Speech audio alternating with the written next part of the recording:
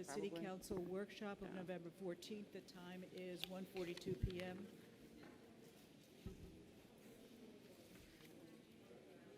Madam Clerk, would you call the roll? Mayor Ronnie Felder, Chairperson Julia Botel, Here. Chair Pro Tem Douglas Lawson. Here. Councilperson Trodrick McCoy, Councilperson Shirley Lanier, Councilperson Kashamba Miller Anderson, Present. City Manager Jonathan Evans, Present. City Clerk Claudine Anthony is present, City Attorney Don Nguyen. Here. Thank you, Madam Chair. Thank you. Do we have any additions, deletions, or substitutions to the agenda? Would someone care to make a motion to adopt the agenda? Madam Chair, We're not voting. You're recognized, Mr. Lawson. I move we adopt agenda. I second. Madam Clerk, any discussion? No? He said, let's hear. Madam Clerk? Why are we voting? We're not voting. We don't, It says agenda, approve agenda items. motions to adopt the agenda. Do we, No, it's Madam- just, we don't have to adopt this agenda? you don't have to, but you can. We are practicing. Yeah, why don't you practice? practicing. But we're going to vote in the workshop? No, Madam Just on Chair. approving the agenda, nothing else. Just approving the agenda. That's not substantive. Jonas? We've never done that before. But is that the right way to do it? Because I was always told we don't vote, period, during a workshop. We don't have to. All We right, don't I'm have gonna to. stick All with right, no, forget- because I don't Forget want it. We're withdraw. Withdraw Mr. my- Mr. Lawson, will you withdraw your motion? I withdraw my second. All right, where are we? Madam Clerk, go ahead and, who's leading this discussion? Madam Chair and members of the board, we're down to discussion and deliberation by council. Item number 1 is the previously proposed charter amendments that were not submitted to the voters back in 2019. You all have a notebook that contains both the amendments that were approved and those that were not submitted. You also have a timeline in your notebook that lays out when we need to adopt our ordinances in order to have these amendments to the SOE office by December 15th, as indicated on the timeline.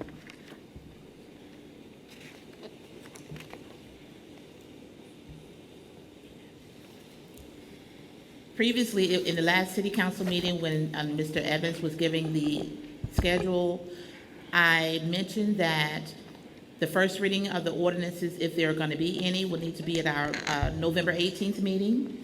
And the adoption needs to be at the second meeting, the first meeting in December, which is December 2nd, so that we could have the language to the SOE office at the close of qualifying, which is December 8th. And I indicated that we also, we need to have it there by December 8th or no later than December 11th, which was that first Friday after qualifying, which is in accordance with Section 2 of Florida Law 83-498. However, in reaching out to the SOE office and asking them when is the drop dead date in which we can have language to them, they provided me with a date of December 15th. Madam Chair? Madam Chair, Yes.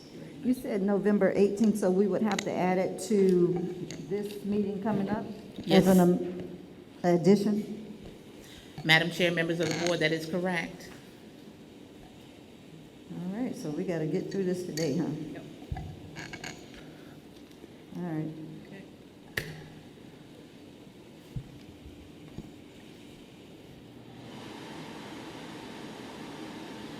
So what are we doing? So how are you going to proceed? Are these being presented one more time? That is totally up to you all, how you all want to move forward with this.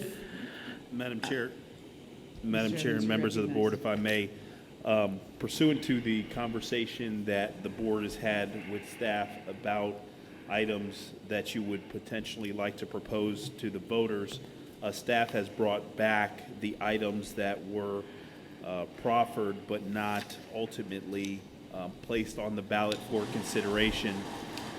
There are 5 ordinances that were drafted, as well as the proposed ballot language that is contained in your packet. If it is the desire of the board to effectively look at those items, we can certainly look at those items and discuss them, and to see if the board wishes to place any items that are discussed on the ballot for consideration.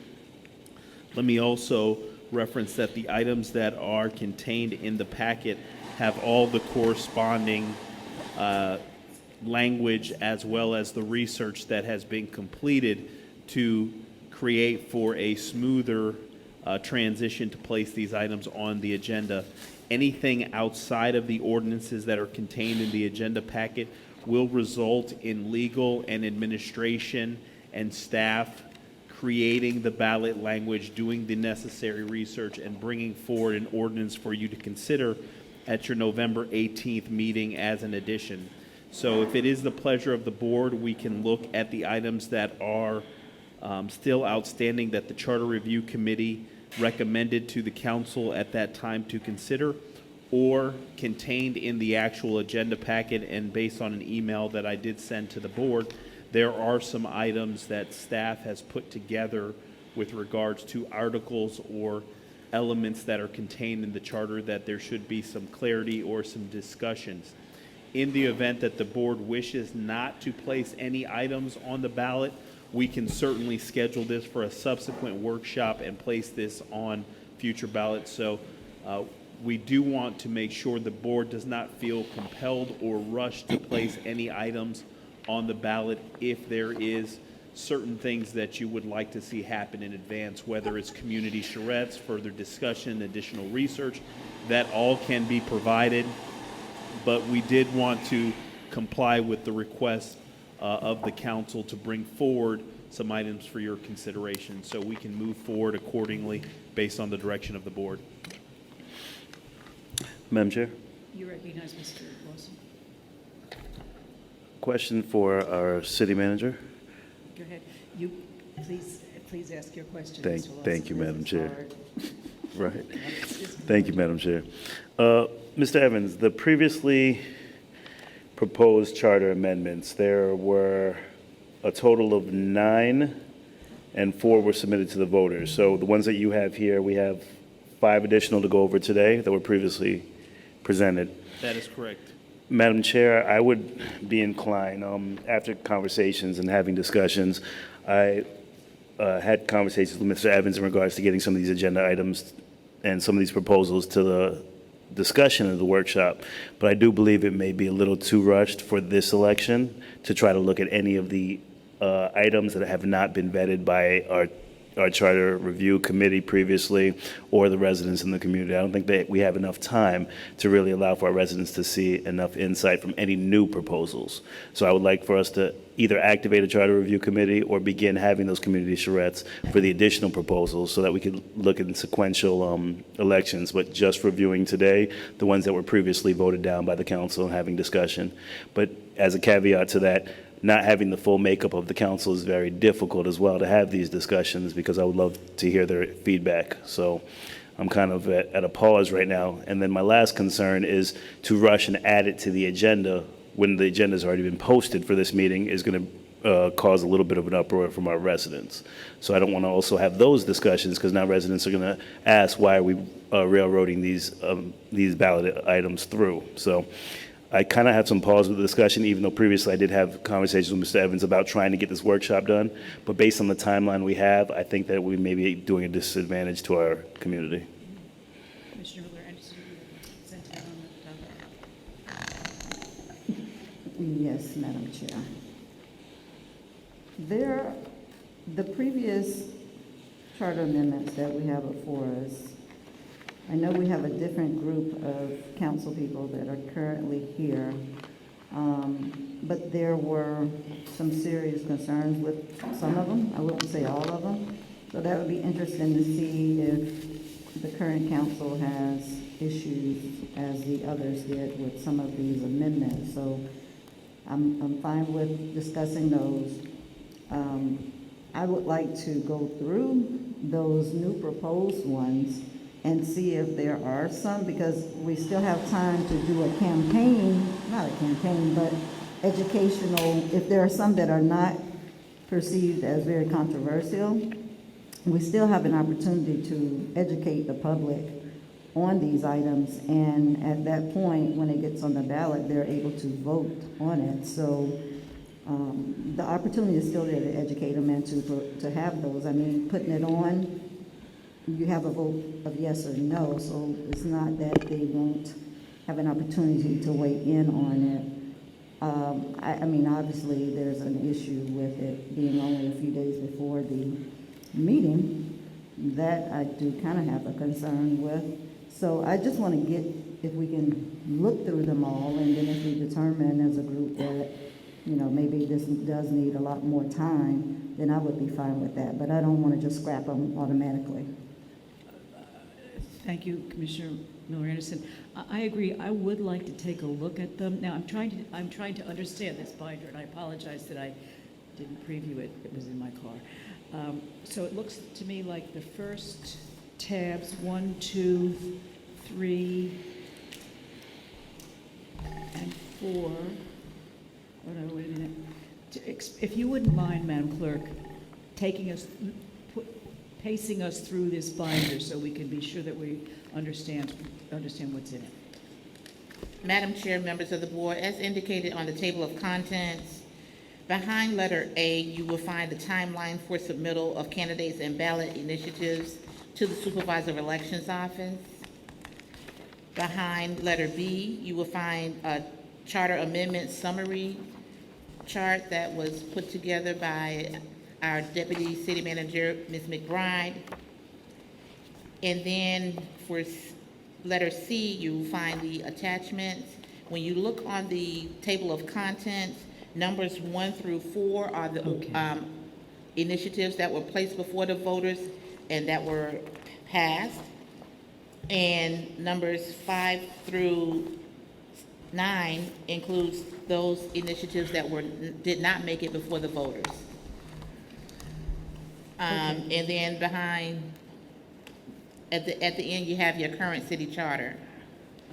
Okay, so for today's purposes, if we're really looking at, I mean, 1 through 4 are a done deal. They've already been, 1 through 4 is a done deal, and we have 5 through 9. I would like to be refreshed on 5, myself would like to be refreshed on numbers 5 through 9. It's been a while since we looked at these, and I'd like to have a conversation, if we could, about those, especially if those are the ones that we might want to put on the charter. Were you objecting, Mr. Lawson, to putting those that had been reviewed by the charter review No, committee? ma'am. No, right. No, okay. I would like to have those discussions, 5 through 9. Yeah. The additional amendments, Right, I okay. believe that we need to vet that a little bit more with the community. So I have no problem talking about these because our charter review committee was in place, I believe, for over a year and a half. So I think that had enough time to go through the community and be vetted. Would it be appropriate, Mr. Manager, for you to review these, or would the member from the charter review committee like to review? Can't hear you. Well, Madam Chair, if I may, what we can do between the city clerk, city attorney, and myself, we can walk the board through some of these particular items. Now, for historical purposes, the only individual that was here during this time was the city clerk, so we will. Ms. Miller-Anderson was here too. Well, staff-wise. No, I wasn't here. So, staff-wise, but we can provide additional context with regards to some of these. But Ordinance 4121, Madam Clerk, if you can take the lead on this one, because this is specific to the election. Madam, You okay? Madam Chair, members of the board, this ordinance was presented by the Charter Review Advisory Board in an effort to save the city money. Most municipalities have a plurality in their charter. They do not have a section where it can go off to a runoff. Whoever get the highest number of voters, that's it. And that was the support for this by the board at that particular time. It was just all about a money-saving issue. Because as you all know, when we have our general election, it's cost sharing. However, if you have a runoff and you are the only municipality having a runoff, you are solely responsible for all costs incurred.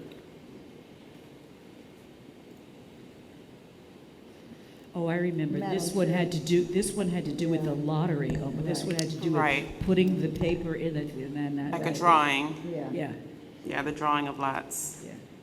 So instead of having a special runoff election, that was the recommendation from the Charter Review Committee, that there be a procedure where the names are placed into a container, someone reaches in, I believe the city clerk selects one of the pieces of paper from the container, and that person is the winner, or declared elected. I don't support that, I don't need that. Madam Chair. It's too bad. Next. Do you think it's legitimate of us to take a vote? I mean, We're not doing this is a votes, we're workshop, doing so we're not consensus. voting, so Consensus. we're just Just getting a discussion. consensus and having a discussion. Well, I I'm don't, telling you, don't. I remember this now at the time, people saying, you're not going to really allow somebody to take a seat on council by virtue of a name that picked out of a hat. I was one of the people that was worried about being picked out of a hat, so Yeah, I yeah. wasn't for it. I think I was running at that time, so yeah, no, I'm But okay. this will be put on on our November 18th, so we can vote on Any it. item where there is consensus from the board will be added to the agenda for the November 18th meeting. So there's consensus from this trio of board members that this not be. We're here, and that's what we do, right? Right, we're The here. consensus is, we're Consensus is here. Right, And we right, say no, we said it no. won't be on there if you Okay. say no. Yeah, right. Moving right along. Text me, bro. 6. I'll take it. Okay. Ordinance number 4122. There was a section in the code, or in the charter rather, that allows the mayor to suspend officers or employees for misconduct in office or neglect of duty. And this revision is an attempt to repeal that authority, to not allow the mayor to have the ability to suspend officers and employees for misconduct. So it deletes that section of the charter. If you go to page 2 of that ordinance number, you'll see the strike-through at the bottom of the page. Right.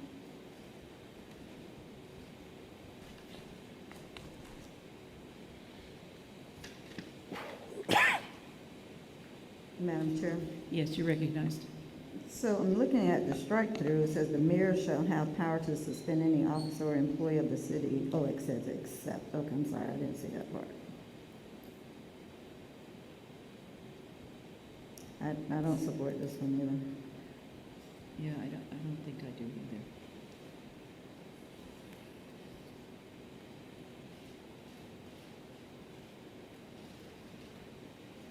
So you would be in favor, Commissioner Miller Anderson, of allowing the mayor to continue to act and the Mhm. ability to, yeah. Mr. Lawson, do you have sentiments on this amendment? I'm not in favor of it. I'm not in favor of it. So this one is also, no? Okay. Number 4123? Madam Chair and members of the board, this item that's before you for consideration is removal of justifiable cause for the removal of city officers and department heads. In the charter, there's specific language that has presented itself that says that there has to be justifiable cause with regards to the removal of a head of department or officers. From staff's perspective, that's inconsistent with our normal practices, and it is not common for department directors or officers to have those types of protections in most cases, and we also do believe it's contradictory to the language that is provided in the charter as it relates to the authority that the manager has the right to appoint and remove for the good of the city. So staff is recommending that this item go before the voters to remove the justifiable cause provision. In addition, the justifiable cause has never been identified or defined, and so we would have to bring forward, if this is to remain, a ordinance that defines justifiable cause and right now it's very ambiguous. So, and it's actually one of the items that were contained in the memorandum that I provided to you as well. So that is staff's position. Commissioner Miller Anderson, you're recognized. They still have the option, well, those individuals that you're speaking of, they don't have the access to the Civil Service Board or any appeal? No, Because those are the at-will people that you're talking about? that is correct. Only? Okay, and that's what, we already have that in our charter as at-will employees can be terminated at any point. We have, in the charter, it does, as far as the manager's authority, it says, for the good of the city manager shall appoint or remove, except as otherwise contained in the charter. So the department directors were provided this protection and officers were provided this protection, and it actually is more protection than your charter officers such as the city attorney and city manager have, that we can be fired with or without cause.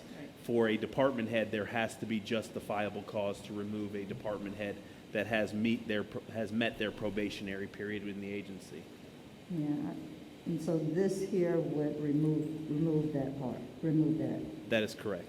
Yeah, I'm fine with that, with adding Mr. Lawson, are you okay with this one?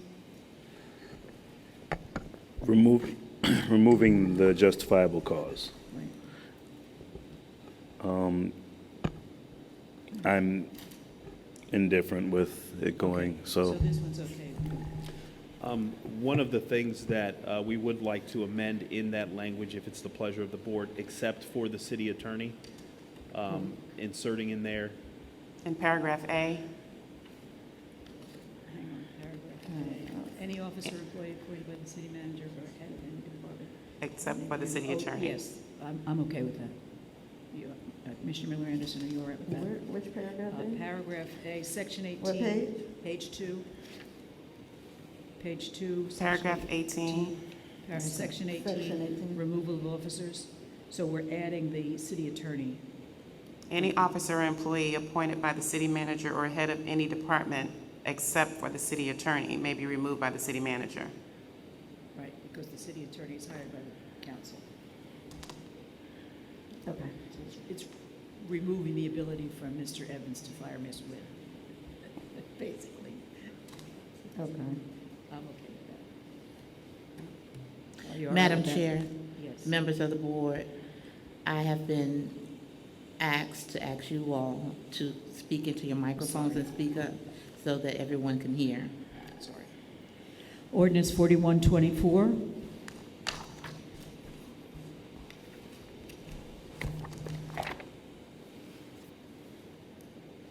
Oh, this one, it adds a provision setting out the procedures for removal of the city manager. It says that if the city manager is suspended by resolution approved by the majority of the total membership of the city council, which is 4 members, 4 votes, they have to set forth the reasons for the suspension and proposed removal. They have to serve the resolution upon the city manager within 1 business day, and he has 7 days to request a public hearing. And at that time, the public hearing will be held no earlier than 10 days and no later than 15 days after his request. If the public hearing is requested, then at that time, after full consideration, the city council can, by 4 votes, a supermajority, adopt the final resolution of removal, and then the city manager will continue to receive his full salary until the effective date of the final resolution of removal.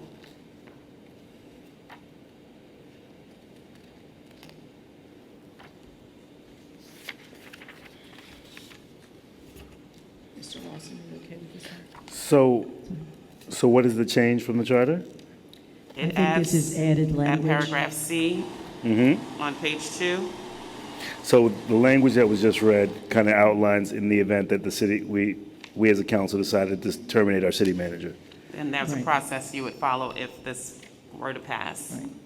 It removes the language above, which allows for his termination or her termination by a simple majority vote. I'm okay with leaving it as the charter. Leaving it That- as is? Leaving it as is. I like the change. Mr. Anderson, how do you feel?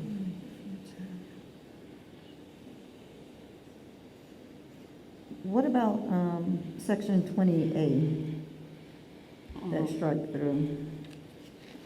The way it was, if I'm correct, the way it was the city manager could be removed by a simple majority. So 3 members could remove the city manager. Right. The way the change is that there's more of a process. It has to be, let me read it again. A majority of the total membership of the city council, setting forth the reasons. A copy of the resolution is served within 1 day to the city manager. The city manager has 7 days in which to reply, has a public hearing. The hearing shall occur 10 to 15 days after it's requested. And then after full consideration, the city council by a supermajority. So in other words, instead of just having 3 people come in one night and say, we don't like this guy anymore, he's gone, there's a process. And in order to actually terminate the city manager, you would need 4 out of 5 votes. I'm in support of it. But, Madam Chair, Madam Attorney, correct me if I'm wrong, the suspension can occur with a majority of the board. The termination would require a Correct. supermajority. Right. Correct? Correct. Because it says here, the The city manager may suspension be by- suspended by yes. resolution approval of the majority of the total members of the city council set forth for the reasons for the suspension. And then there's the- Determination is effectively where the 4 votes are needed to separate employment. I think the way that it's written, it's for both, suspension as well, because it says for suspension and proposed removal.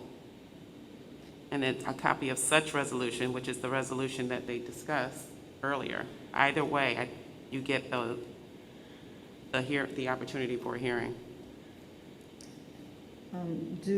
Should that be consistent with the hiring as well?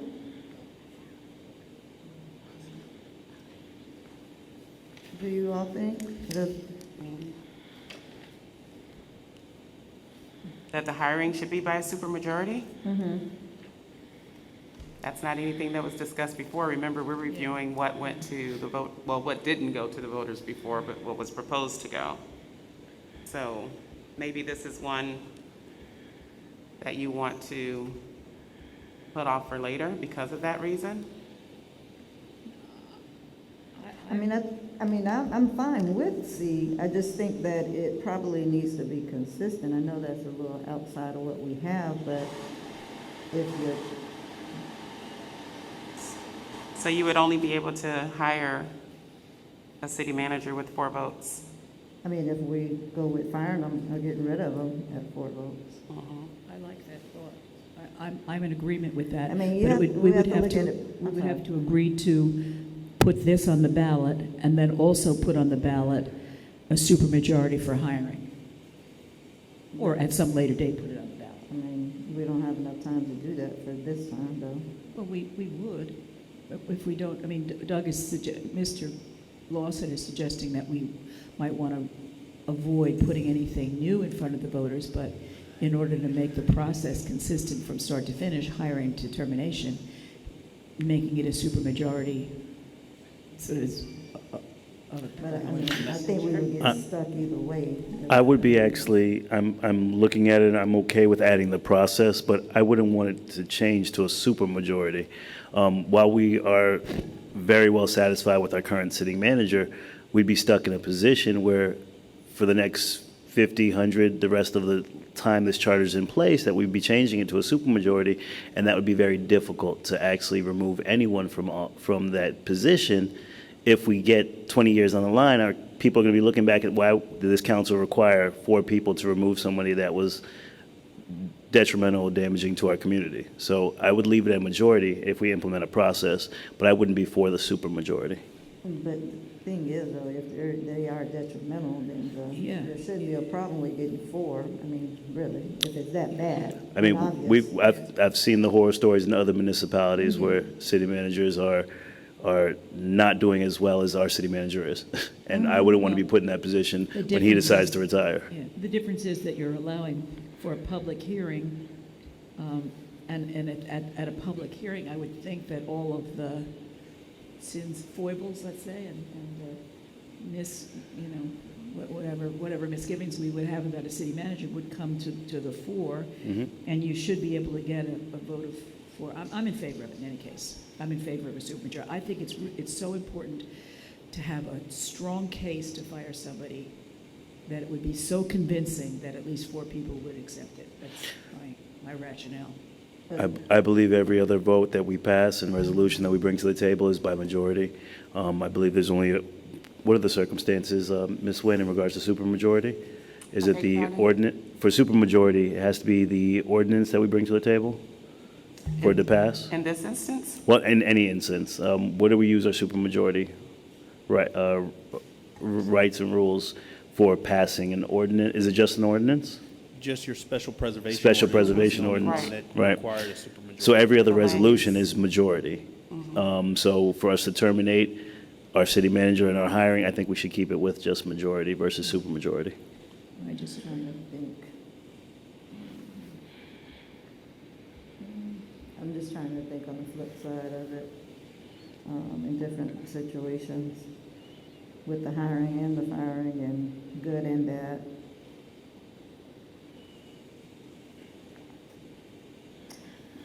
Well, you know what? I mean, at the end of the day, it's for the voters who will decide. So, I mean, I'm fine with putting it there, but I do have a concern with the inconsistencies, but, Yeah. I mean, that can be a part of what the voters, the education part, and the voters can decide. Right. So we leave this one on, and then at some future date, if this go around, if not, And then, if well- not enough time, we make it consistent with the hiring. So in order to hire or fire, you need to have a supermajority. But the thing is, it's coming to the we're gonna vote on this on Wednesday, right? Yes. So, Yeah, I mean, it could very well still not go, yeah. if it, you know. And we can do a little bit more research on the hiring, because you may have a little bit more flexibility as it relates to the language, because I think it's really nebulous as it relates to, the board has, the ability to appoint the city manager, and this is the form of government. So we can look at that and see, what that looks like as well. And Yeah, because that would interfere with the appointment part. You wouldn't be able to appoint if we have to have a supermajority vote, or that part would still stand, because even right now, you just need 3. The appointing, to be The able to appointing, appoint. right, the appointing is 3 right now. And so that would change that as well. The appoint or, if you move it to that. One of the things I can tell you from experience, some other government entities do have that provision where it takes a 50% plus one or what have you, a supermajority, to appoint the administrator. Some cases it works, some cases you have a divide and they have somebody that serves in an interim role because the other 2 or the other 3 do not want that particular candidate, and the process continues on. And so that's why sometimes you don't see that language with regards to the appointment, a supermajority for the appointment. And in some cases you have where if the majority of the board says that this is the candidate we like, the other board members concede and say, let's vote 5-0 to bring this person in to be able to move forward in the process. So that's kind of a pro and con approach about the hiring side of it. As well. With regards to the termination, I've seen this in both ways, where it's 3 members that provide a resolution to the manager, and then it's 3 members, a majority of the vote, to effectively terminate the manager. But there is a actual due process hearing that's provided. So I've seen it in both ways in other entities. well, I'm fine for putting it on the agenda for Wednesday, and like I said, we have 2 other people that are not here, so there's still a vote to put it on.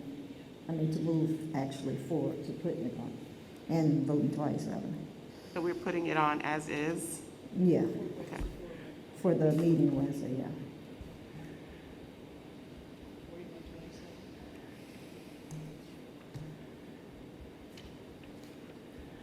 Madam Clerk, you want to take this next one since it deals with elections?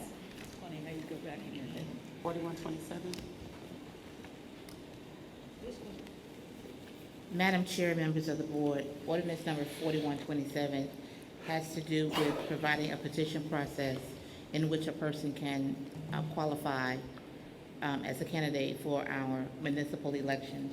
We currently do not have that provision available to individuals who may desire to potentially be a candidate in our municipal elections. So the board at that time felt like it was necessary to have that option available, which is also in accordance with section 99.061 of the Florida statute.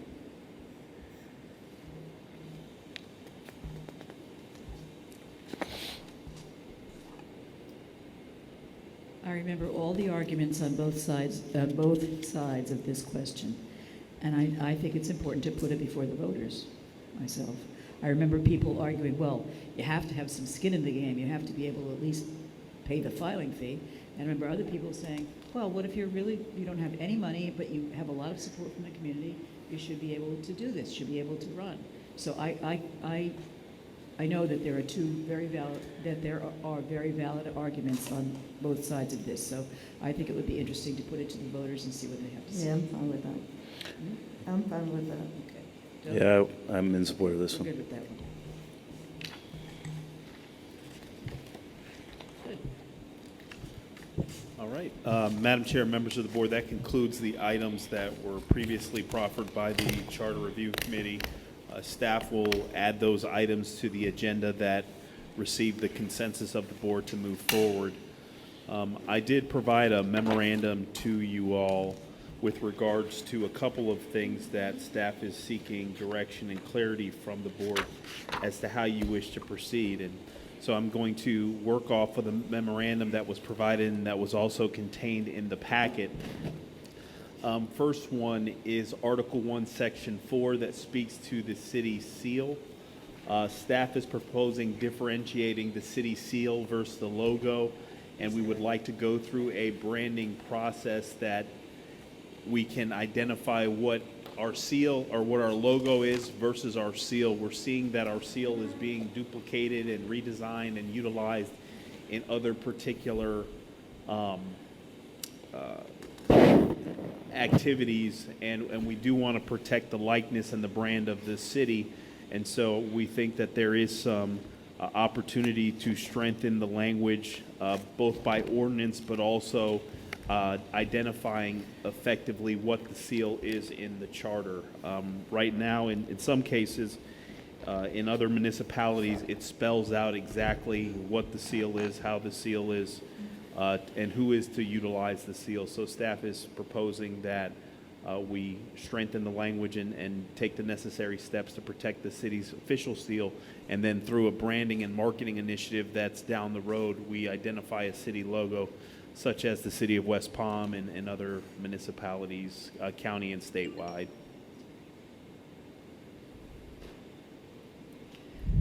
How do we feel about that? Any questions, comments? Trying to pull the memo up. I can't pull my email I'm up trying on to the pull it up too. computer. I'm not getting much success. Maybe I can just do it on my phone. We don't have copies, we don't have hard copies of this by any chance, do we?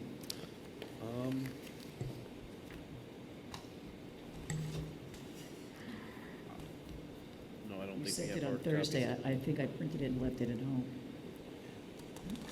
I can send you a copy of it. I can't pull up my email. I can airdrop it. Okay. Let's see. I have mine up on my phone.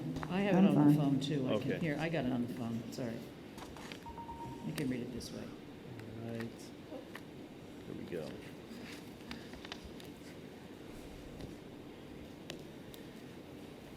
We want to move on to the next one? So, okay, wait. So for Article 1, the seal, what do you need from us? Just We're- to say we're okay with it? Yeah, or- just that you're okay with us Yeah. moving forward and with such Yeah. activities to go ahead and protect Now, the city I'm seal. concerned about Commissioner Lawson not wanting, are these the ones that you're hesitant to put in front of the voters So because there's not enough these time? are the ones that are, I believe Commissioner Miller Anderson stated that some of them may be just kind of ceremonious or Yeah, like routine in nature. This is one of those routine ones. But even with the routine ones, I'm still just a little hesitant just because of the time frame. It's just so close to adding it to the agenda, and then it just seems like we're trying to push through or just sneak something through the residents, which we know this is routine in nature, but explaining it to them and such may be a little contentious. So that would be my only concern. We're trying to add these additional ones. But these would Matt. not be in front of the voters until March. Correct. Right? So if we do move forward with it, I think we might have enough time, but I understand what you're saying. But- It- Madam but- Chair, we don't want to be perceived for the purposes of next Wednesday's meeting as Correct. pushing something. In addition to that, the amendments that we just reviewed, those were vetted for about 14, 15 months, Right. with a break of 3 months from the charter committee that was elected by the council, Right. 9 members from the Right. community. So I just wouldn't want to push this through in a 3-month period, something that we had discussions about for a year and a half, even though I am in support of this item. Okay. Well, Madam let's take a Chair, look at each ju- of them. just for clarity's sake, unless the board says that they want to take an item off this and place it on the agenda, this is just for the Informational edification purposes. of the board as a working document that we would look to bring back in subsequent charter reviews and have the charter review committee or the community provide perspective on this. So this is just going through, unless the board says, you know, Mr. Manager, we want to grab this and go ahead and work with legal to draft the ordinance. So we're just going through these. So these are not intended to go These in are, for the... these are, no, okay. these are So not that's- intended it's not unless even the board chooses to extract any of these items, just to bring some things to light and, Well, this first one seems so not Yeah. inconsequential, but it seems, as Commissioner Lawson mentioned, it's not a matter of life and death, it's almost a routine. Right. You know, so I, for one, would be okay with putting it on the agenda. Mr. Lawson, you okay with that one? The seal? On the agenda for what? For Wednesday's meeting, whether or not we want to put it ultimately on the... No, none of the Yeah, items. not No, supported, ma'am. no. None of those items. Okay. Nothing that now I would prefer to bring them back. Gotcha. Give us some more time. For the seal one, I know we've had some issues with quite a few people utilizing our, I don't know, logo/seal. And sometimes it's not always in a good light. So I know I've had to contact the manager and city attorney about a few things that I've seen out there in the community utilizing it. And then also there's some confusion sometimes when people use it, and it appears to be a city-sponsored event when a lot of times it's not. And I just feel like we need to probably have some teeth in that. And now, is it a sense of urgency to get it done and push it through for now? It's only an issue when it becomes an issue. I'm fine with, if you're able to draw up something simple and quick for Wednesday for it, I'm fine with that for this one, because I don't think it's going to hurt anything. So I would be fine for it. Madam Chair, if I may also, and the attorney can opine, we can also place, by virtue of passing an ordinance, we can place some stipulations on the use of the logo, because I believe the statute gives us some protections Right. on the reproduction and the use of the logo. Well, that- Right, the logo is primarily what you're talking about, that that would be people good. misuse. Yes. And so we can definitely do that. And then also, we're going to trademark the logo, so that would prevent anyone from Oh, using good. it. So that's different from the seal. Yeah, Okay. okay, filing and qualifying by district and groups. What's the consensus?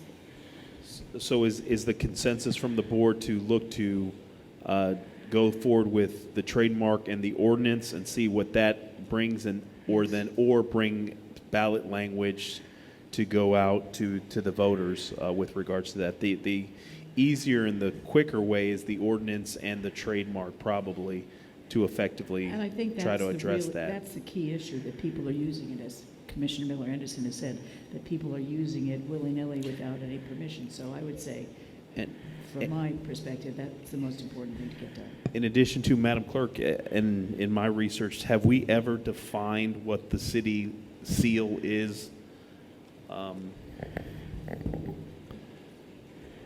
Madam Chair, members of the board, we do have a city seal. It is in the possession of the office of the city clerk, as indicated in your city charter as well as of your code of ordinances. It is not what you see on our flag or on our shirts.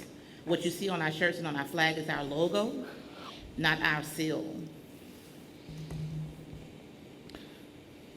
So, and usually in most cases, the seal is obviously in the possession of the clerk, but it actually, I've seen in charters, it describes exactly what it is, the font size, how it's supposed to be on raised paper, all these other nuances associated with it. So that particular item would take for us to have a little bit of staff work to be able to get that on there.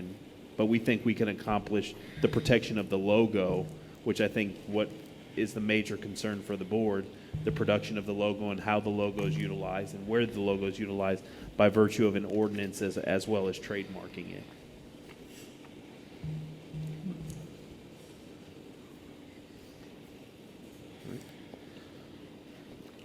Okay. All right. I'm fine with that. The next item is Article 2, Section 2, filing and qualifying by districts. Pursuant to the charter, it requires that every 10 years, each district shall be nearly practically equal in population, and that appropriate adjustments, appropriate adjustments will occur to facilitate that, and then that the voting or the population would not vary by more than 8% in the creation of those districts. Unfortunately, this practice has not occurred. I asked the city clerk when was the last time that occurred, and I don't know if we had a specific time in which that has occurred. And so in my discussions with the clerk is every time that has come up, it has been somewhat contentious.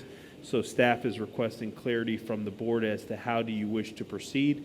We can move forward as articulated in the charter, or the board can look to remove that provision in the charter.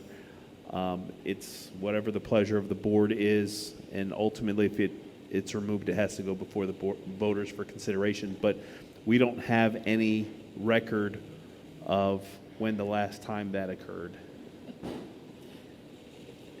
Commissioner Lawson, any comments on that one? He's pretty much done. He's already stated his position on all of them I- at the beginning. Well- Yeah, I know. But I just wanted his Well, opinion. just comments, and I would actually want to understand I needed more in layman terms from Stebbins. I don't even understand what you just said. So, Wait, honestly, Commissioner Lawson doesn't and have I it. didn't.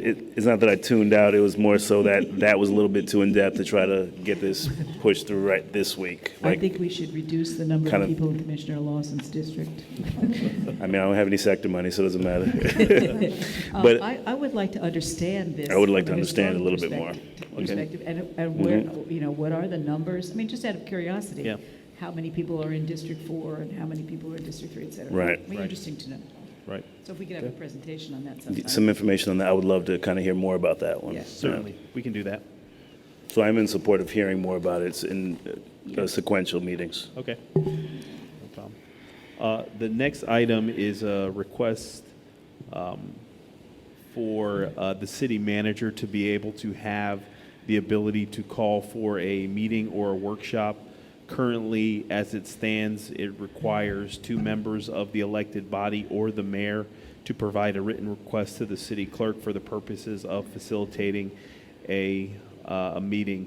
Sometimes, in some situations, information is provided at a moment's notice, and it is hard to try to capture the 2 elected officials to sign the notice requirement or to request of the mayor to sign the notice requirement. So this would give the manager the opportunity in certain situations to request a special meeting of the elected body. Now, we would utilize it very sparingly, but in some cases there is times where there is a need to convene the board for important information that's been provided, or in cases of emergencies.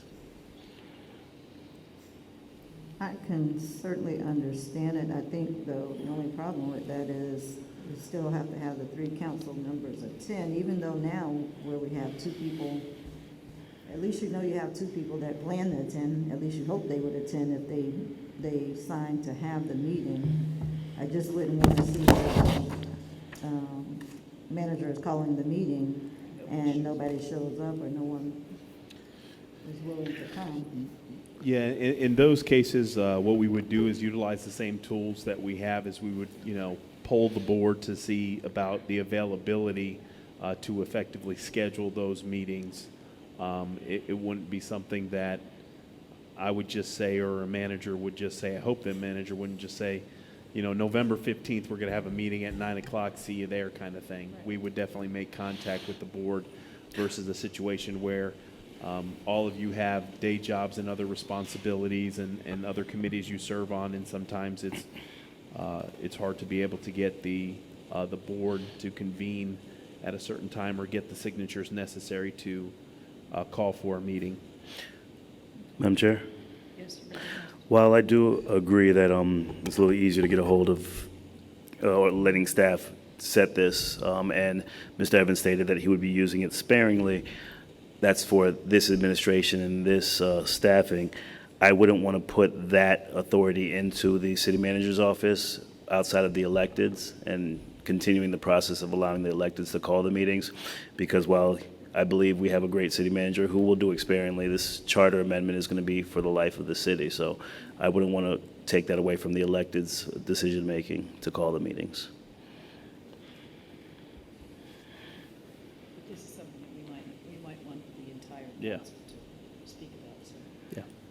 I mean, well, they would on Wednesday if it was brought Yeah. before the board. So, But I don't think we need to do this one now. leave this on for Wednesday. No, not for me. No. We have two no's. Because I have to think, I have prior experience, and this may not have worked had it been another place, a person or something, so I don't, no. Okay. So no on this one. Okay. Okay. The next item is Article 2, Section 12, Rules of the City Council. In your charter, it specifies that you shall follow Robert's Rules of Order. Some other government entities have modified and utilized language that says that Robert's Rules of Order will be utilized as a guideline or a procedural outline for how meetings are to be governed. A lot of government entities have moved away from following specific elements contained in Robert's Rules of Order because there has been legal challenges that have occurred for procedural mistakes that elected bodies have made in passing certain items. So this item was brought before the board to maybe make a tweak or modification to the language that's prescribed in the charter that says that it is more so a guideline, but the board can establish its own procedural elements. Aren't we already doing that? You have a variation of that, and you've called out specifics, but it still says that for everything else, Robert's Rules of Order applies. So you've called out, for instance, the comments with regards to 2 bites of the apple for 5 Right. minutes and those types of things. So you do have certain elements.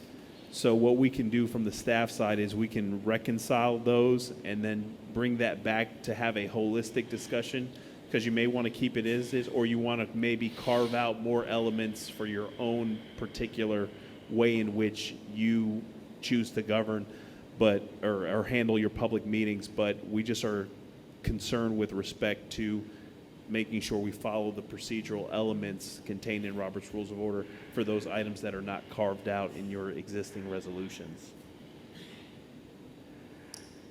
I think it would be a good idea to have staff do that. To do what? To specify what portions of Robert's rules, we should have a conversation about what portions of Robert's rules we want to strictly abide by and what portions we want to have a little bit of leeway, such as the bites of the apple and so on. For instance, even the section that we talked about today about the questioning, is the questioning considered my 5 minutes and all that. Right, So right, that was a specific example whereby we would carve that out and say the inquiries of staff is not applicable to your 5 minutes or not related to your But 5 minutes. are those items in the charter? Those items are contained in Robert's Rules of No, Order. no. The business that we've adopted of the 5 minutes versus. That's in a resolution that you Okay, adopted. so that doesn't have to be part of the charter amendment, that can But be you're- something we do by resolution. The charter prescribes that you will follow, the board Robert's. is required to follow Robert's Rules of Order as parliamentary procedures. Okay.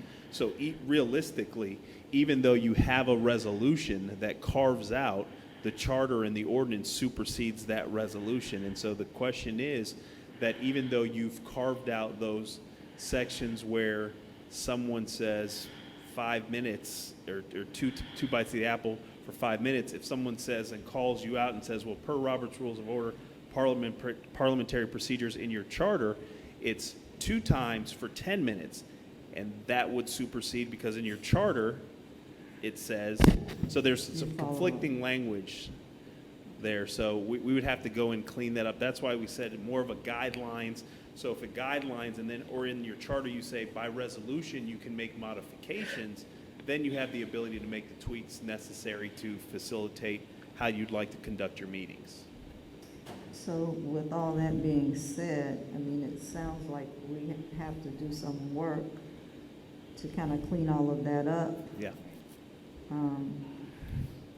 prior to move. I do believe it should be cleaned up, but how would we get all of that done prior to Yeah, this would be something that later will on? next year. Yeah. Yeah. Right.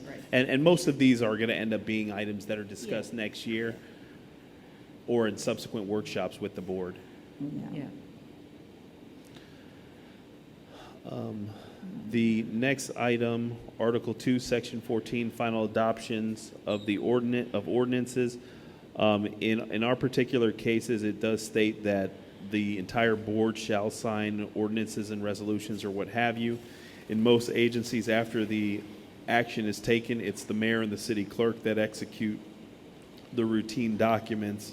So we wanted to see if it was something that the board would consider to modify the charter, that after an item is approved by the board, that the signing agents are the mayor and the city clerk.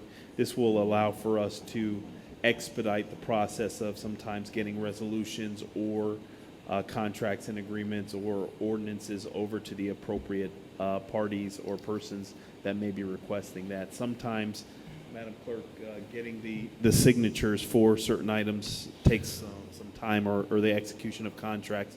So this is to expedite that. Do you have anything to add to that? Madam Chair? Commissioner Miller I Anderson. mean, well, I am certainly understanding of those signature issues, because I'm sometimes one of the people.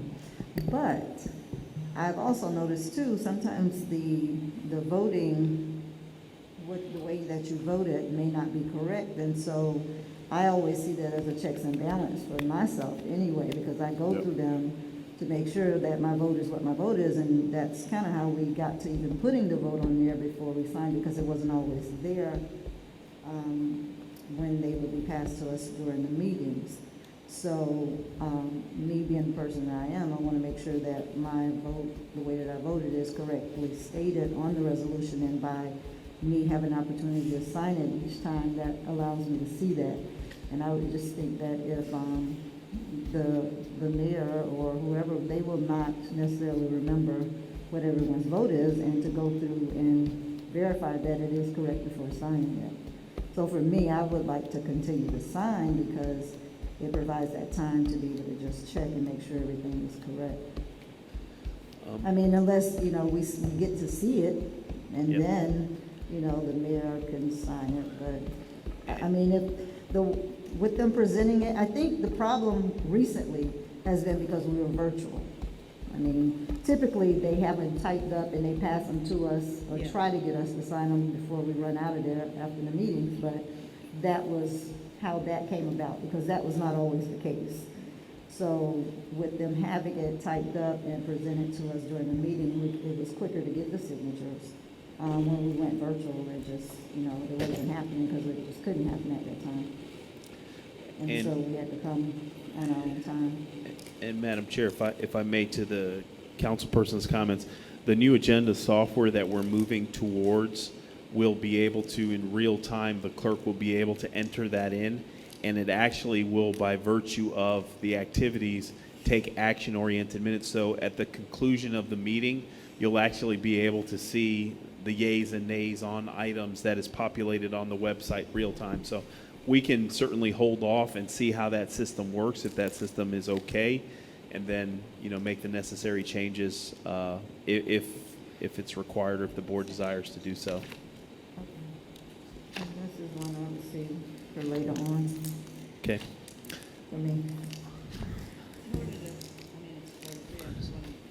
order to maybe move through this. Can't hear you.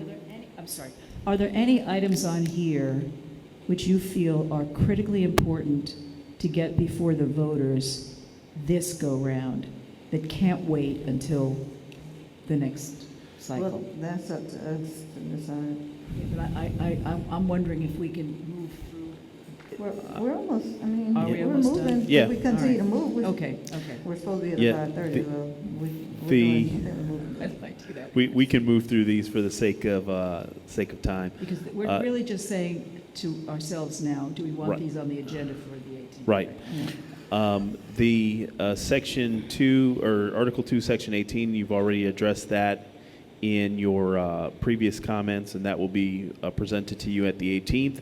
Article 2, Section 24, this was an item that we discussed as part of our budget discussions, is that 1.5% of your ad valorem revenue is set aside in your major disaster fund. In fiscal year 2021, $830,000 went into the major disaster fund, giving us a cash balance of about $7 million. When I had conversations with the previous risk manager, I asked the question, if everything was to be destroyed in our community, what would be the most we would pay out of pocket? And the number was $3 million.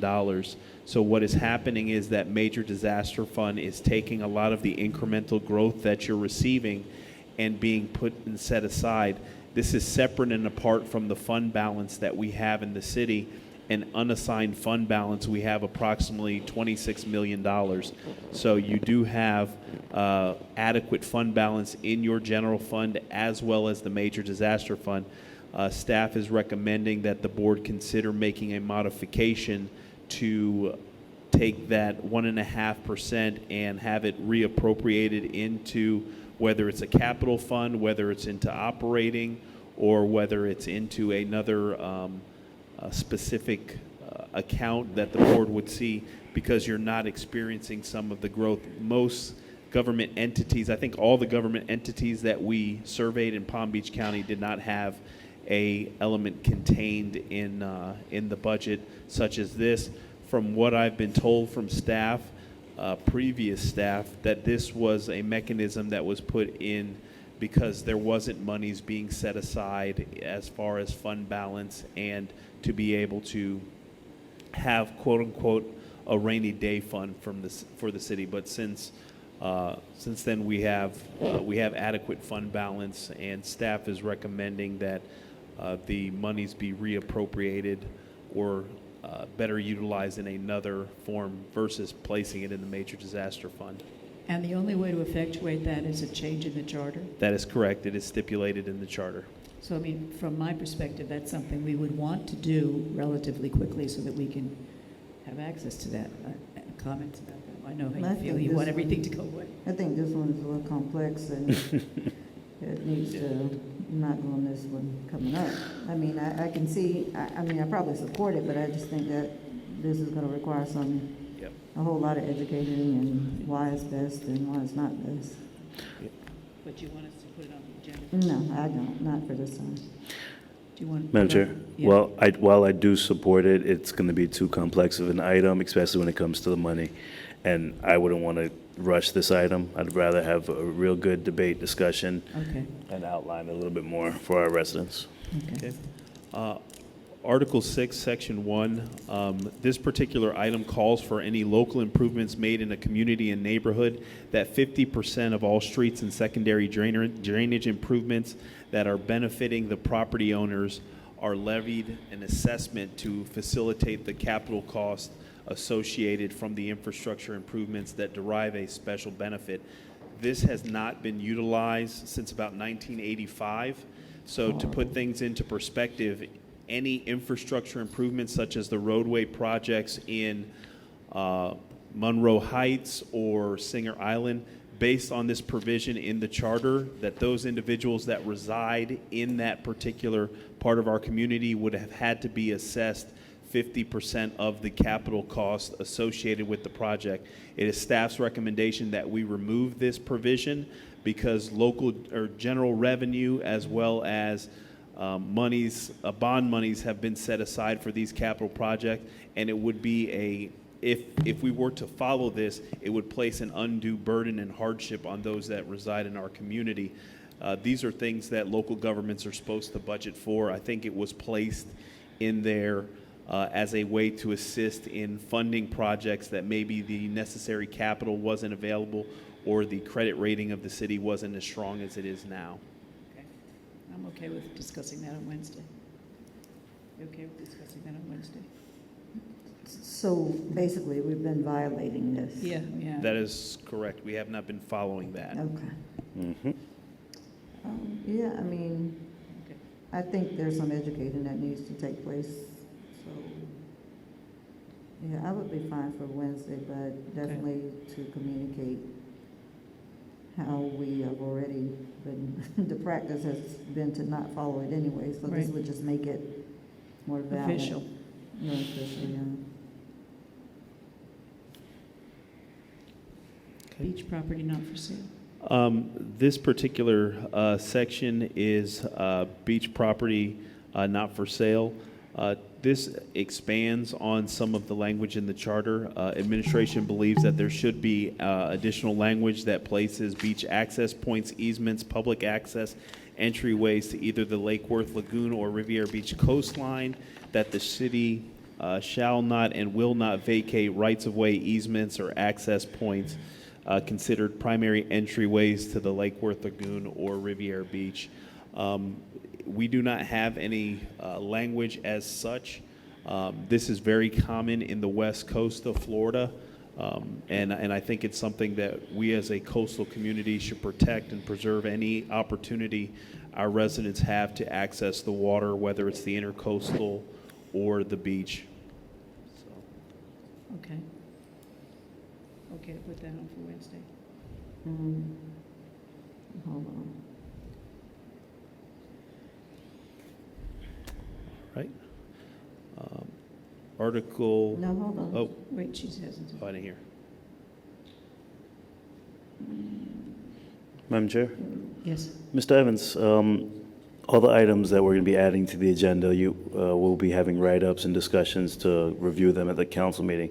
I haven't got a chance to do my agenda review yet, but how lengthy is the agenda for Wednesday? The agenda for Wednesday is quite lengthy because we have a lot of capital projects for our reimagined Riviera Beach. So to that point, colleagues, I know that we're going through them and just kind of hearing the things that we'd like to possibly add to the agenda, but we already have a lengthy agenda. And then adding items that have not been vetted by the community and putting them on there for Wednesday, I do not recommend that we move forward in that direction, because now we're going to be going into a 5-6 hour meeting because every one of these items have to be vetted by the council, discussed by the council, and knowing some of my colleagues, it's going to be a lengthy discussion. Yeah, my concern, I'm Are looking. there time constraints for those capital projects, those things? I mean, obviously, we want capital projects, but are there time constraints? There's no time constraint. There's no sense of urgency. There's two items here that I think can possibly go before the voters at another time, but basically the simple and easiest one was Article 6, Section 1, the local improvements that I spoke. The others, there's no. No, I was talking about the things that are on the agenda, our capital improvements. Are capital improvements on the agenda? Yeah. The capital improvements, the agenda is specific to a lot of items associated with the demolition of certain facilities. Let me pull it up here. tell you the, chooses to work.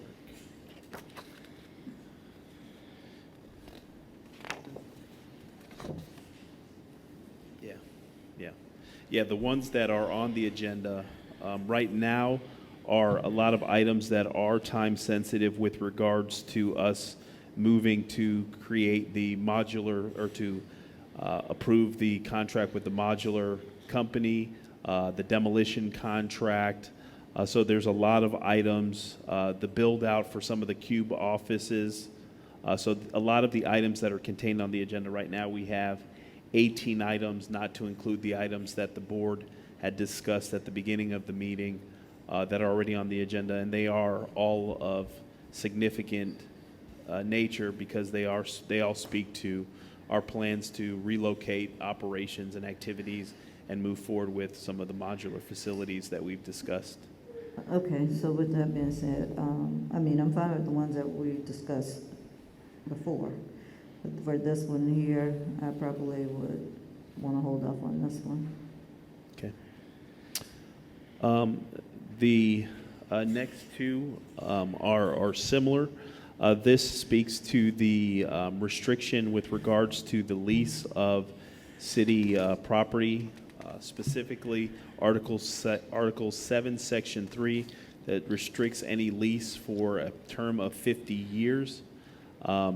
In our research with most municipalities throughout Palm Beach County, some of them did not have any restrictions with regards to leases, and if they did, it extended for a period of 99 years. Also, Article 7, Section 3.5, the city marina property, it also talks about a 50-year lease provision. In conversations with the existing developer and leaseholder at the Ocean Walk, that's effectively what impeded their ability to make improvements to the Ocean Walk to construct hotels, parking garages, and some restaurants in the out parcel. And the joint development team under Article 7, Section 3.5 has expressed some concerns also with regards to the 50-year lease provision as it relates to the Marina Phase 2 project.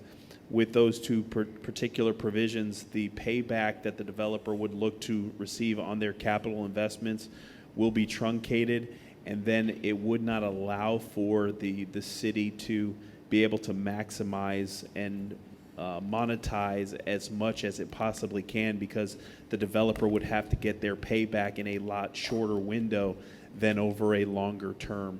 So these are two articles that have been brought up from the development community and conversations that we've had internally as staff from the economic development side that have placed some type of restriction on our ability to move forward.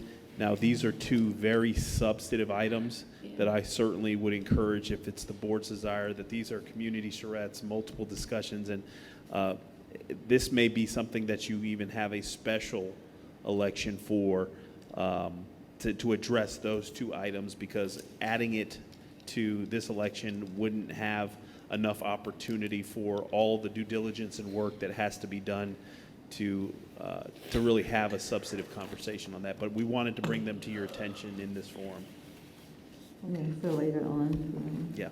So, correct me if I'm wrong, but while we will take a look at these again when the full body is in session on Wednesday, really none of them will make it to an election. So we're back. We could have decided this with Mr. Lawson about 2 hours ago. The only thing that I think, and correct me if I'm wrong, that the board may be interested in putting on adding to the ballot for consideration is the language with regards to the local improvements that requires the 50% contribution for those that derive. Well, there were the ones that I said yes on, that was for it to be on the agenda for Wednesday. Oh, Yeah. okay. Oh, the ones that I was saying yes on. Oh, okay. Right. So which ones were those? Because I didn't realize that. Local Well, why improvements. were we having a whole discussion about it if we weren't talking about it going on the agenda Wednesday? He said just for your edification and to look down the road later. Well, then if that's the case, we could have called this meeting to close at 1:30. That's what I was I'm gonna trying to say. hold out with y'all. That was, I'm my trying. guess was No, to yeah, add to- it, and to to put- Mr. Lawson's point, he was, that's why he started saying that, we already have a long agenda, so But that we're was, now talking about adding these on, right? right, well, we were talking about adding these to the agenda, but I know Mr. Evans had made the point of having these discussions later on and just having Oh, I these never continue. changed, I was still with putting the one saying yes, talking about for Wednesday. Right. Yeah. And the So ones how many have we added to the agenda in addition to our long I don't agenda? know, item? because I didn't understand that. So, but let me ask this though, is it realistic that you all can get these things done, the ones that we're talking about where we thought might be kind of simple? Are you able to get this done on Monday? Because I mean, you're not gonna be able to, you can't post it on Wednesday. Which ones were they? I wasn't writing them down, I thought y'all were writing them down. Definitely, I think we talked about the seal or the trademark. The seal was the one that we said we could accomplish it with the trademark And and. the Right, ordinance. right. So not bringing that forward. Right. In an ordinance, You said not bringing it forward? correct, because we Oh, can you all can accomplish do that on your own? Yeah. with the logo, yes. Oh, okay. What did we say about the Robert's Rules of Order one? Article 2, Section 12. That would take some That would time. take some Take some time. time, Yeah. okay.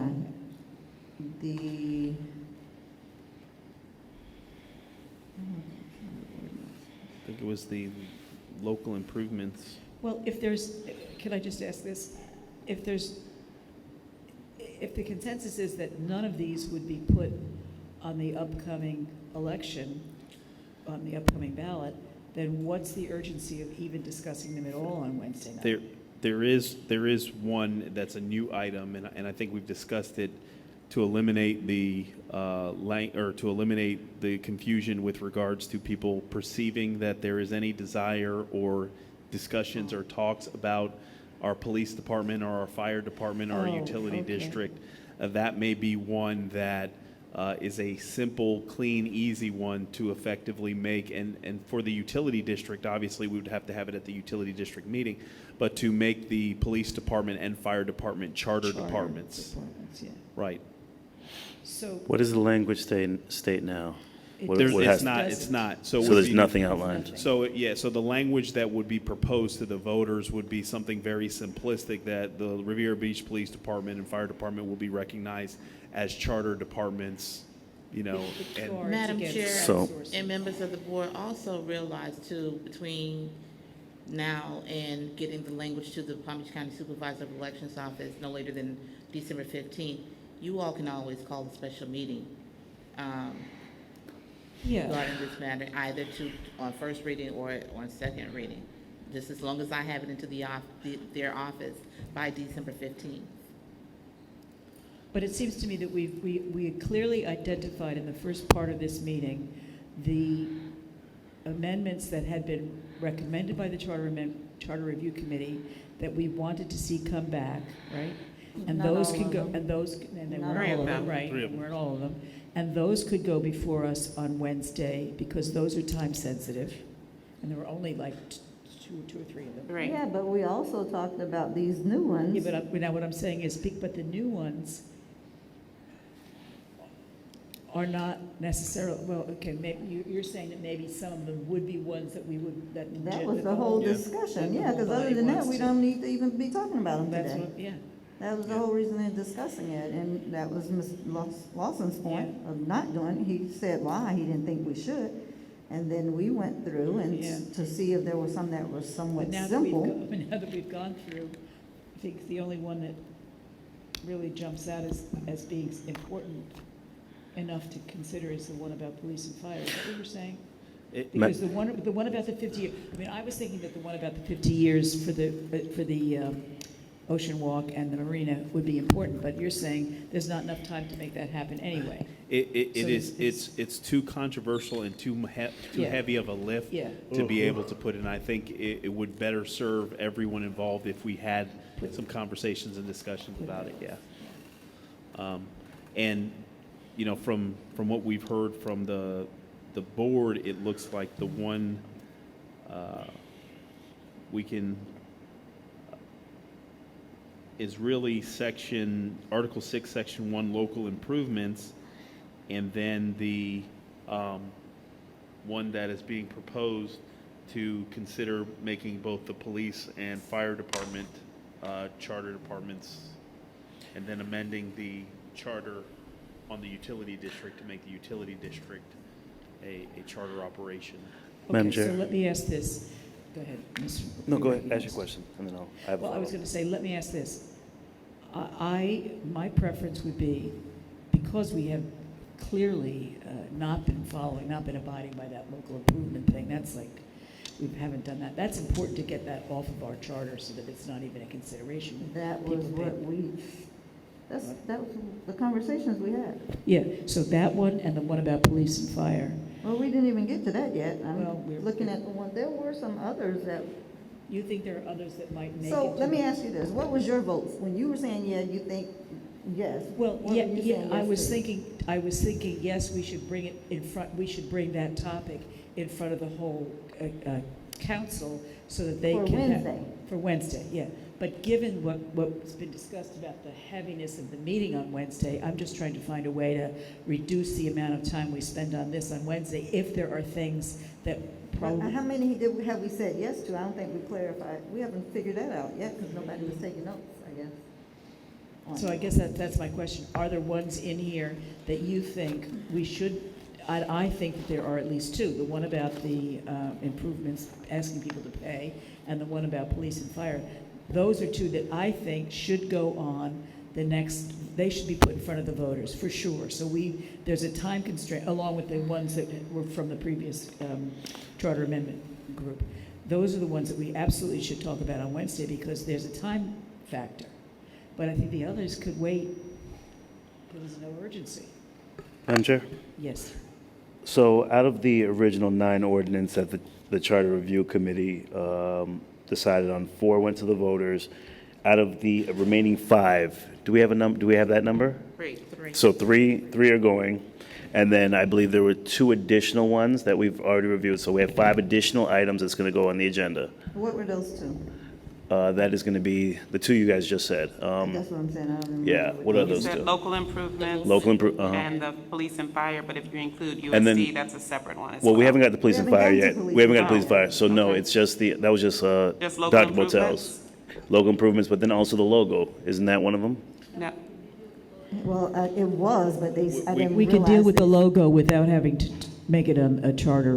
Right. Oh, so that doesn't have to be a charter item. Right. Okay, so it's just one item right now. Right. So it's 4 total items that we've added so far. yes. Okay, in addition to the healthy agenda that we have, the police and fire, if I can go ahead, Madam Chair, the discussion since speaking with Mr. Evans and over the coming weeks, I've had a lot of conversation with residents in reference to that. That's going to be a very contentious item because the understanding of what we're trying to accomplish. We need to look at the options of putting a process in place, whether it's supermajority, unanimous vote, or if we take it to the charter. But the residents are going to want to understand because the minute that goes to the ballot, it's going to be, well, you're privatizing. This is yes or no for privatization. And that's going to be kind of confusing to try to explain to 35,000 residents over the next 3 months. I just don't want to rush that one on because that one needs to be really vetted within the community because it's not as simple as just saying, hey, let's put the language on there to say that the community decides on what's done within our departments. Because now my other concern, which we can discuss on Wednesday if you'd like to add this, is going to be what happens if it passes on the ballot. Does that department now go over to county or does that department now become a private?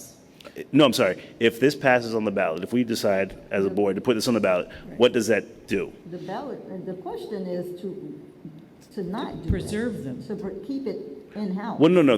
What would go on the ballot would be that the voters would have the right to determine. They make the decision if it stays in-house or if it goes public, right? No. They'll What is- make, what is they the make the item? decision whether or not it's a chart, that it can only be removed by charter, or if it stays the way it is now. It So can only be the removed by police- charter, meaning that it would A have charter to go to revision. the residents to vote on it, to remove that department, right? If we place this question on the ballot, Mm-hmm. and it's to make these 3 departments charter departments, Mm-hmm. and it passes, the only way these 3 departments or any of them would no longer be charter departments is if a It new goes to- question was placed on the ballot and it. Allow and the they- resident, now, Correct. here's my question and concern. The residents would have to now be educated on the process of the budget, operations, inner workings. I would actually prefer to see that the council still controls that. So we can have more discussions about it, but in the next 3 days to determine if this needs to go on a ballot about making this a chartered department, I don't think that we have enough time to really vet this idea. That's my concern with that. Madam Chair, to Councilman Lawson's point, you can make a provision that it takes a unanimous vote of the council to, abolish whatever, contract out, whatever, and you can put the authority solely on the council. You can effectively accomplish the same thing. The charter really provides the protection that in perpetuity, doesn't matter who's sitting up there or who's in control, the 34,000 residents of the community would have the say with regards to if we want a police department or fire Right. department or utility. I want to make sure that the residents and that we can determine that it's not just, a 3-2 vote or just, a individual city manager comes in and makes a decision for the city. I wanted to make sure that they know we're keeping our department safe. That's essentially what Mr. Evans And wants to do. I think that's essentially. But what we're doing with this charter is all we're doing is putting it in the in the hands of the voters to say, you guys decide what's going to happen. But I also think that the council that they've elected should be the ones that make some of those decisions with a unanimous vote, because we're privy to a lot of private information that residents don't see on a daily basis with our weekly meetings and understandings of budget and operation. If we as a council unanimously decided on that, then I think that would be an effect that we could go forward with a chartered department versus the community saying, oh, well, let's go to county or let's privatize UD. Well, the problem is, Madam Chair, is that the community is already putting it out there that, Yeah. and they have been doing this for years, that the council from time to time wants to privatize things. Yes. And I think this prevents the council, it takes the thought out of the people's minds that the council will be the ones that will make that decision. Right. And I think it helps and give them comfort in knowing that this is not something the council can go behind their backs and do. Right. And it also lets us know what the community thinks about the idea. So if from what we hear in the community is, we hear no a lot. No, you only hear yes from those that may be impacting directly.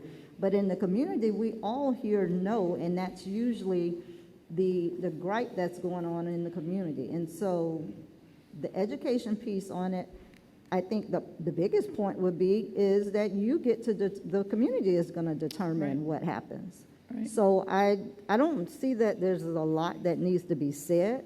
I think this will probably give them some comfort in knowing that they're the ones that's in the driver's seat and determining whether or not it's privatized or not. I mean, we all know that's like a taboo word. Yeah, I Certain- agree.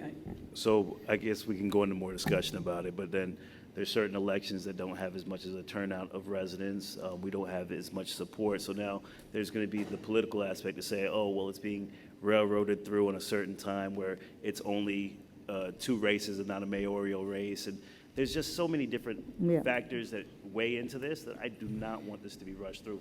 For example, the election that's coming up in March would just be your 2 seats. I wouldn't want them to make the determination to say, oh, this decision is being made by a smaller voting populace, because as you know, your election doesn't have the same turnout that it does in a mayoral. So there's a lot that needs to go into this discussion before and when we put this onto the ballot.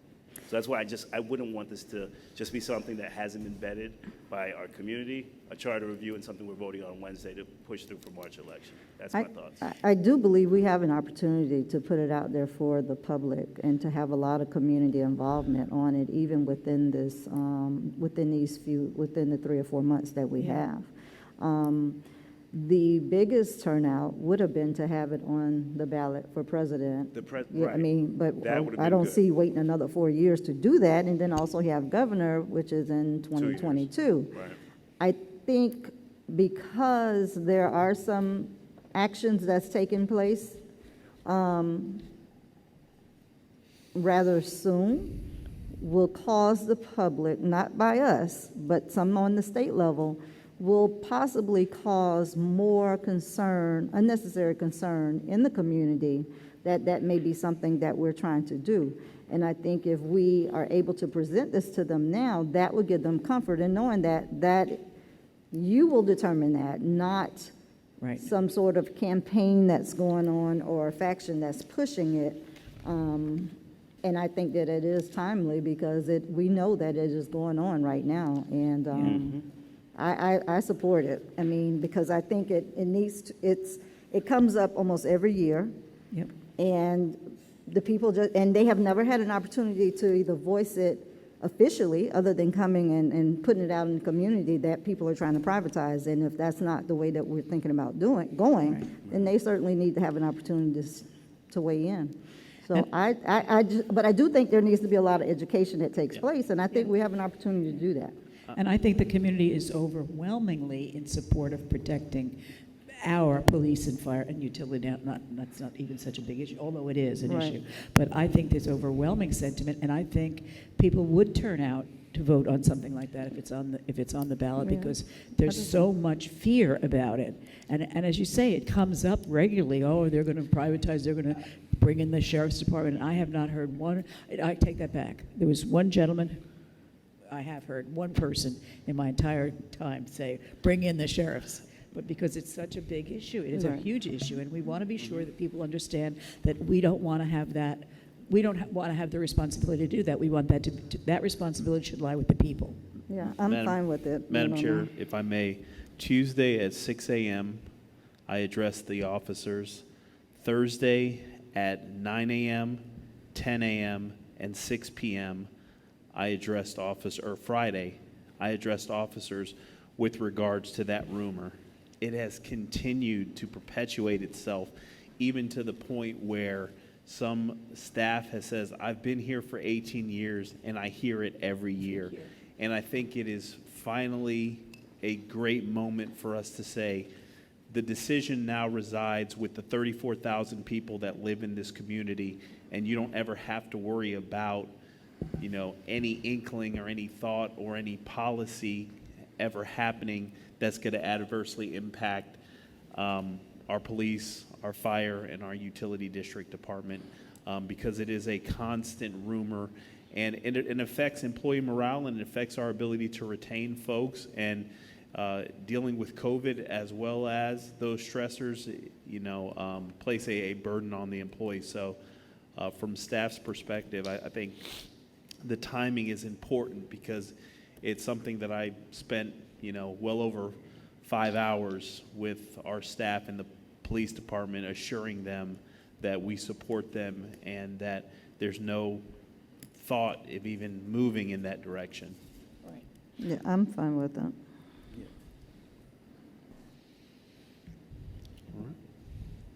And Madam Chair, to Councilwoman Miller Anderson's point, this would have been a great item for this presidential election, just with the number of voters that came out. And then also the governor's race in 2 years may be another option or idea for us to look at.